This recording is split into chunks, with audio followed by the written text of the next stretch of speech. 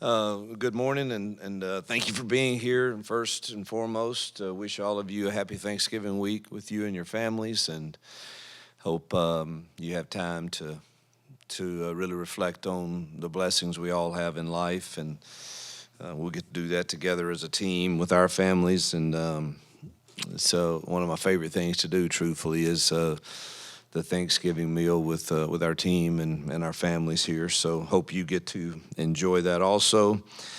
Secondly,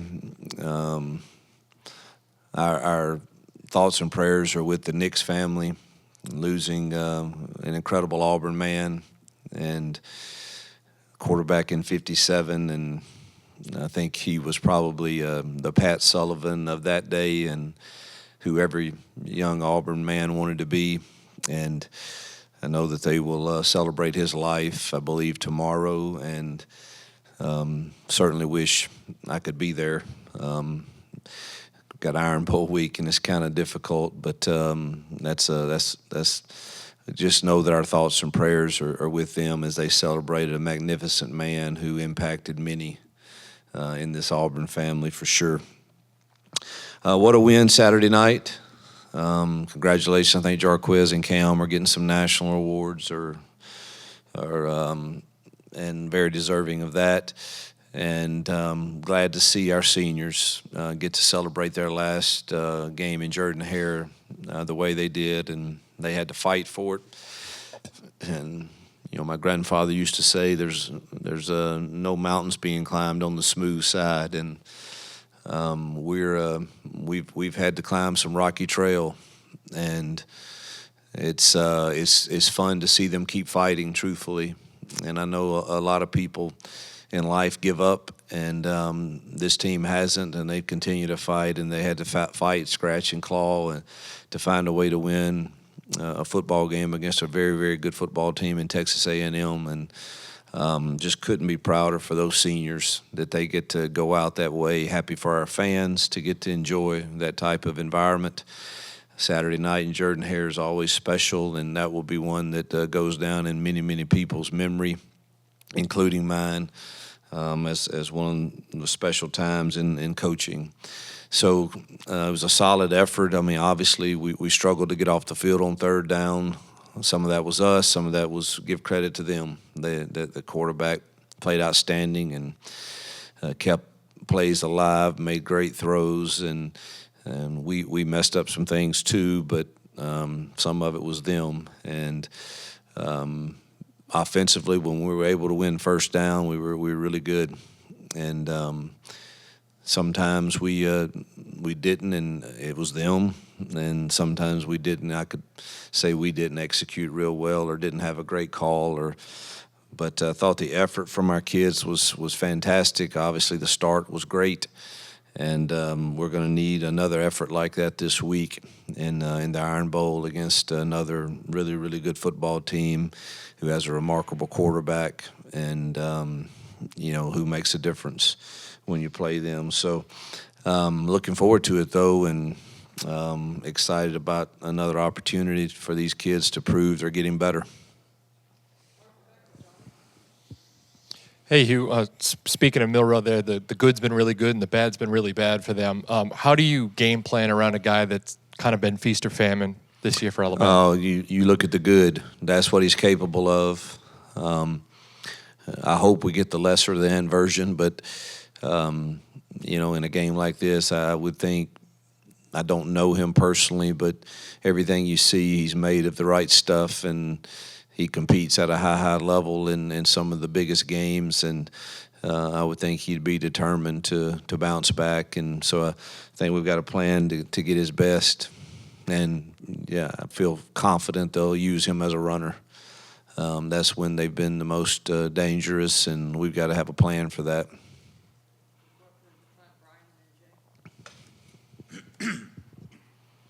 Hugh, on the first touchdown in the overtime, did you consider going for two?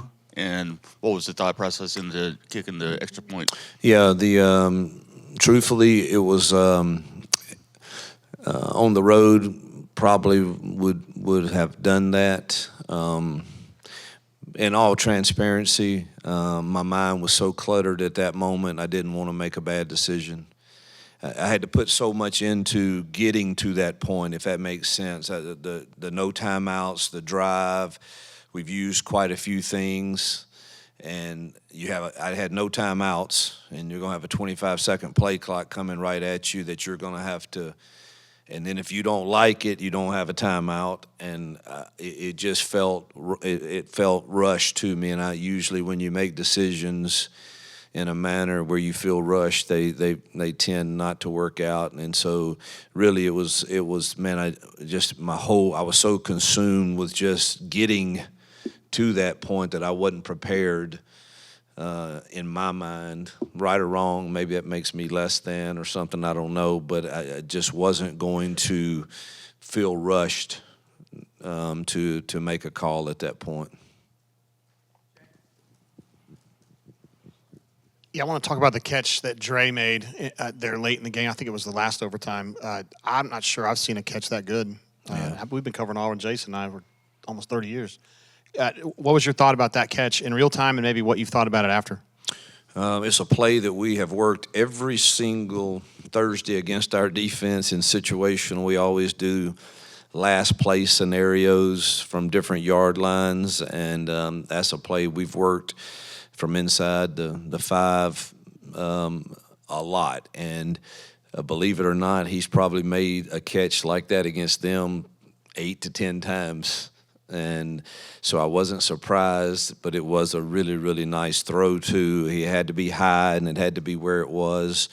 We had some answers if it was a different coverage, too, that was the first option. And then the back line's the last option, and he's got to win. And it was a heck of a throw and a heck of a catch for sure. I thought you were going to talk about the mesh route he caught that he got down to the 2-yard line where we should have had a chance to score a touchdown. That was Coach, heading into this week, what is your message to your secondary when you're trying to prepare for receivers like Ryan Williams, and what have you seen from Ryan Williams this year? Well, we've played some really good receivers here as of late. I thought A&M's were very talented also, and certainly Alabama's are. They've got 3 guys that I think are all really, really legit SEC receivers. And, of course, Ryan is a kid we recruited really hard and know how talented he is also. I mean, the message is the same. We've got to do our assignment on every play and forget the last one. Have a short memory when you're a DB. It's just you can't hold on to it. You've got to play the next one. And you're on an island a lot of the times back there. And with an athletic quarterback and athletic receivers, they're going to make some plays, and just got to hope we can make our share also. Coach, one of the things your offense has excelled at this year is creating explosive plays of 20 yards or more. Auburn hasn't won in Tuscaloosa since 2010. Can you talk about how you continue to generate big plays on the road to give you a chance there in Alabama? Well, it's film study, and you got to have good designs. And they've got to be called at the right time against the right defense. That's not always the easiest thing. You can have some that are, have a chance to work against multiple things, but usually the biggest ones need to be called against the right coverages at the right time, without pressure maybe, or and all of those are sometimes a guessing game. But I think we do have a knack for having good designs for some. And we'll need those to go multiple drives. You're not going to just drive the football 75 yards every time without some explosive plays. So that'll be a big part of winning there in Tuscaloosa on Saturday. Coach, a lot of great reactions and videos and responses from recruits from what happened this weekend. But the ones that you got to talk to and kind of conversate with after the win, what was their thought process to you? That's the one thing I miss about not being on the Twitter world and stuff, is I don't get to see all of that, and I really don't know what's going on. But the ones I had conversations with after the game were all incredible, and then continuing into yesterday with some of the official visits. And, I think it certainly helped our cause. showing this is what Auburn can be again, and you can beat top 12 teams or whatever they're ranked, and that's a team that's playing to go to the SEC championship game, and I think they've noticed all the close losses, but now they get to see not only what the Auburn fan base is like and the support we have and the energy that we have, and I think they see too probably the best testimony is just the locker room. Look at our kids, and that they continue to fight and they continue to stay together and continue to care, and that's a culture that I think some of these 25 class guys kind of are drawn to. And I'm not saying we're the only ones that have that, but that's another thing for sure that I think they're noticing. This would be your second Iron Bowl now. I guess having been through that game, what do you think the Iron Bowl means to a coach's legacy at Auburn? Oh, there's no bigger game on the schedule to sit in this seat, and to lose one like we did last year still doesn't set right. And I know that the Auburn faithful have had to endure that, and we want to change that feeling in this building and for our great fan base in this state, and it's a tall task. Their roster is deeper, but it was deeper last year too, and we had a shot to win it. So, got to find a way to keep ourselves in it and give us a chance to win, and try to change that, and hopefully start making that a regular expectation. You've had to play freshmen really all year, but especially the last 6 or 7 games. They've been heavily involved. How much have you seen that group grow up, both on offense and defense? Enormous. I see it every week. I mean, the improvement that Malik Blocked and Amaris Williams, Riddick, Jay Crawford, Kinley Falston. I mean, they're getting better and better each week. And offensively, I think, our receivers were talented and good, but they're starting to learn how to play the game better and understand some coverages and depths of routes. And, so it's certainly, I've seen the growth, and they are getting better, and hopefully we'll continue to improve this week. Yeah, adding on to Jacob's question, how big was it to get that win with signing day moved up this year, and how does that kind of change your guys' approach, knowing that don't have in-home visits, don't have those things going into kind of the middle of December? Yeah, it's interesting.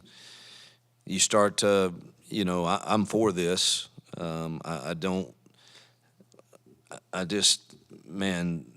able to stay with your team as soon as the season's over in December, and honestly to kind of take a breather a bit at night and be with your family, and not be on the road every single day and doing visits is something I welcome.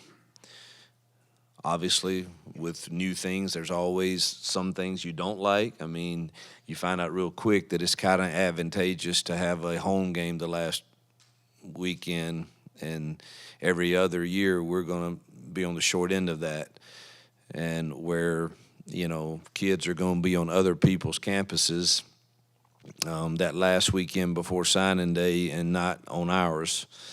So that's a little negative, and you just got to hope you can hold on through the last storm that comes. But I'm excited about it, truthfully, to be able to kind of be around our team, and you got to continue to recruit them too, and kind of not be all over the place in the month of December. Coach, I think you said it after the game that this team just believes it can win, especially at this point in the season. Going into this one, what is that belief that you can get one in Tuscaloosa, and how different does this feel from the last Iron Bowl going into this one now? You have zero chance of winning if you don't have a belief that you can do it. And I think somewhere along the line in these difficult losses, we've started believing more, and hope has become a real thing, that you can go on the field and beat good football teams. You've played close games with them, but you can win them, and it's going to take an amount of that belief going into Tuscaloosa to win. It's not an easy place to play. No road. Just look at the SEC every week. You play on the road, it's hard enough to win at home, but you go on the road, it's really difficult, and so that's a tall task that we have to have. But it better start with us believing that we can go in there and win. The first Iron Bowl in a while that Nick Saban won't be on the other sideline for Alabama. When you study them, do you still see his fingerprints on this roster, or is this team kind of devoid of what Nick Saban was all about? I have on my list to call him and make sure he's out of town, and not in town this week. First, I have great respect for Kalen DeBoer, and we go way back to NAIA days, and he's had success everywhere he's been. And then Kane Woerner, obviously my ties with his family. His father was my DC for years, and I gave Kane his first job at Ole Miss, and to watch him, he's got a wonderful family, and so I've got great respect for those guys also, and they've got one of my former guys as the defensive analyst there, and he knows all our stuff, and so we got to combat that again this week. But so I have great respect for Kalen and Kane and that staff there.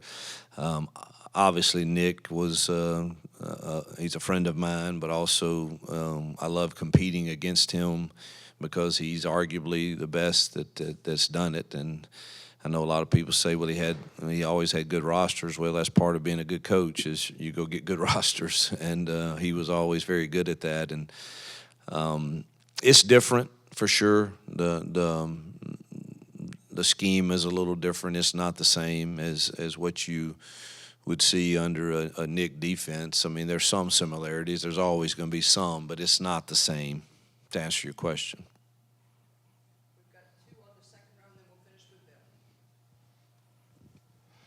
Coach,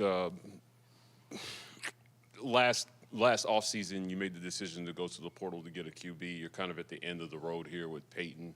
And seeing him after the game, he looked relieved and to get the win and get this big one. You got one more left together. What were your conversations with him been like about kind of coming to the end of this journey together and what he can leave as his legacy? It's funny you ask that. Most of our conversations now are, there'll be some ball talk, obviously, in the meetings and stuff, but most of it's been about just the mental toughness that he and I have kind of endured together to get through a lot of things that he could have gone a lot of different directions, and credit to him and his makeup and his determination and mental toughness to not let other people define him, and to continue to go to work and get better and improve and help others around him improve. And so most of our talks have just been about that, and it was some relief for he and I both to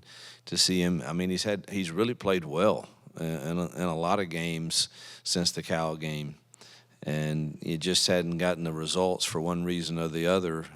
But his play's been pretty consistent. I don't keep up with the stats. I don't know where he's at in the SEC passing and efficiency, but it's got to be up there, I would think. And so I'm happy for him because he's endured. And isn't that just I know y'all get tired of hearing me talk about life, but that's really what I believe in. I believe that we are, I know I'll get judged by wins and losses and what the scoreboard says, and I get that. I signed up for it. But at the end of the day, man, 15 years from now, these young men will remember probably more about what I said about what we're learning, what we're going through, good, bad, or indifferent, and how I modeled that in relationship with them, maybe more than the wins and losses. And so proud to see Peyton endure well and finish well. Coach, you kind of touched on your relationship with Kane Woerner and kind of what he's been able to do at Alabama. When you're looking at maybe Alabama's up front unit defensively, was the Texas A&M game a good way for you guys to prepare kind of what you'll see on Saturday? I missed the first thing you said. You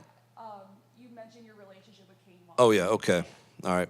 Yeah, I mean, Kane goes way back. I mean, his dad was my first defensive coordinator when I got my first head job. And Dave is an incredible friend. And you know, we've got Dave's daughter here with us, and as she's married to my strength coach, so it's a whole family affair for them. They'll have an interesting Thanksgiving, I'm sure.